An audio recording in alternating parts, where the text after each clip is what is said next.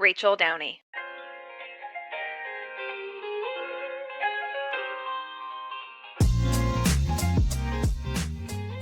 Empathy. It's an interesting word. Empathy at work, not usually a word that you apply.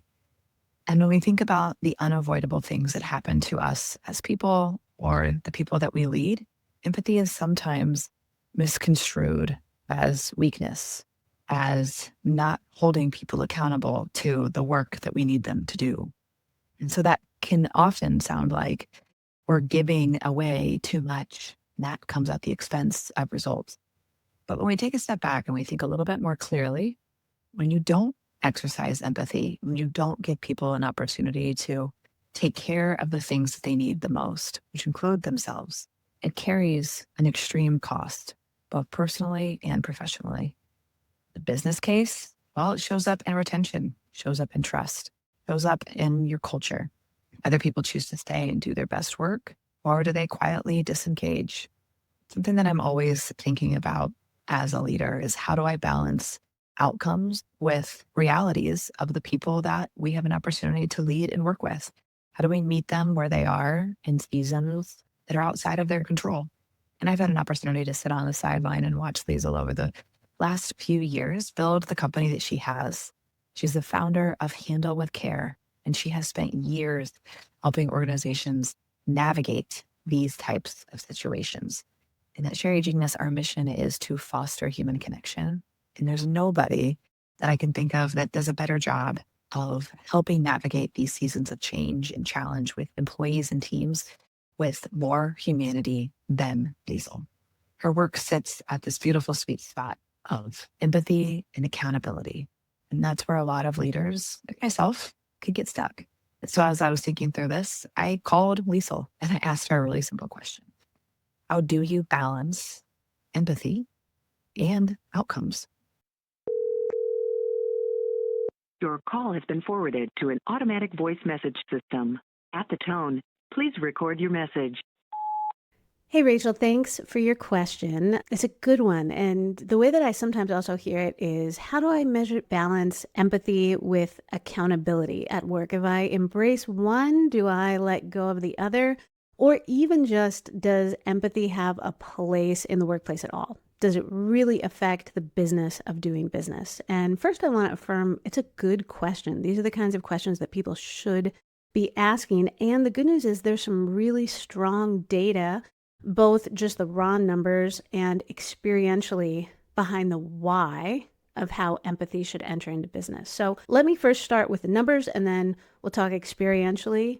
And at the end, I'll just leave you with one or two things that you can do even later today to help incorporate more empathy into your business. So the numbers are really strong, and you don't just have to trust me. These are being gathered by really reputable sources, places like Forbes or Harvard Business Review. The data just continues to come out, especially after COVID, on the really clear case of how the way you care for people shows up in the bottom line of your business.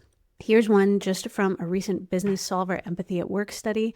They showed that 82% of respondents would switch jobs for increased empathy, and 76% directly related the presence or absence of empathy to their bottom line. This is something that people are showing again and again that they want. It's a hinge point of why they stay or why they leave. Frankly, I hear this all the time when I speak at conferences. Maybe 1 out of every 3 people that comes up to me says something like, if my last boss had only sat in a session like this, I would still be there. The advent of disruptive life events really are moments where people either choose to stay, they say this is a place that lives their values, or they choose to leave. I can't believe that they didn't give me any grace as I was putting my dad into Alzheimer's care. This isn't where I want to be anyway. A little asterisk also, as we're talking mid-2026, something that I hear a lot is, as much as we're talking about AI and what we should give to like artificial intelligence, we are also implicitly talking about what we should keep, what is really a human advantage at work, the things that people will pay a price premium for. These are the things that we should be training our people and optimizing them for. And this is the second aspect of experientially. When we talk about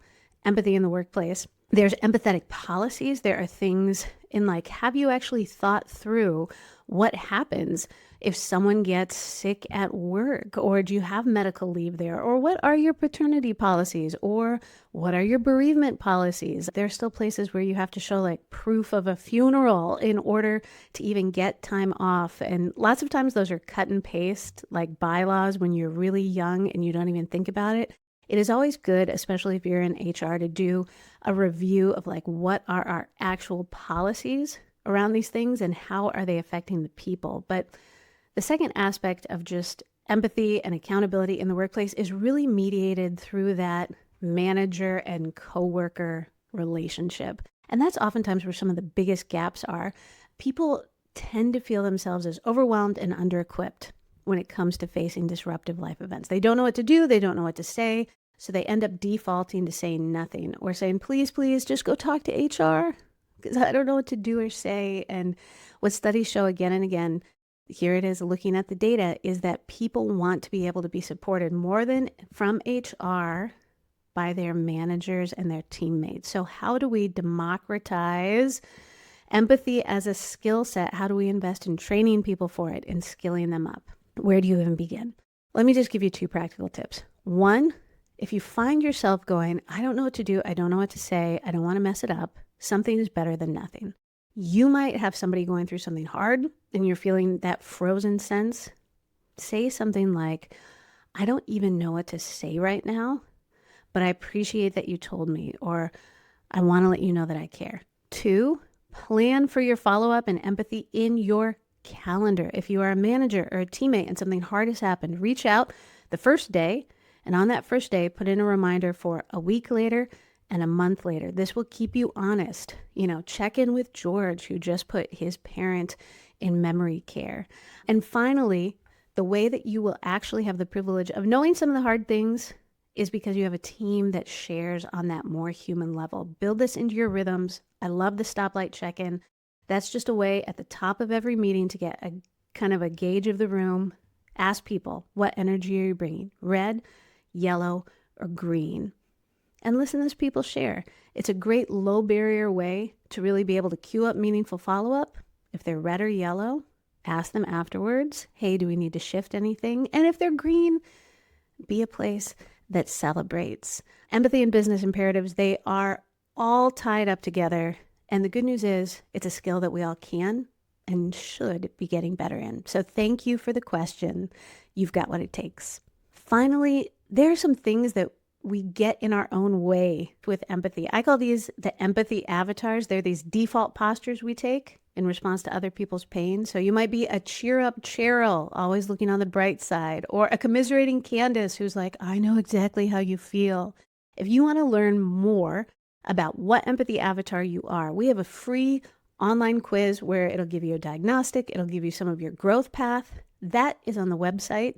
That's lieselmertes.com, LIESELMERTES.com. And you can learn more about Handle with Care Consulting and what we do to make workplaces a little bit kinder and empathy a little bit more accessible.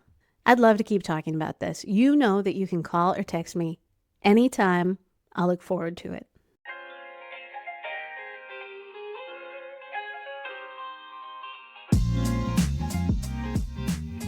Thanks for listening. Want your podcast to do more? Subscribe to Genius Cuts because it's never just a podcast. You can find it at shareyourgenius.com.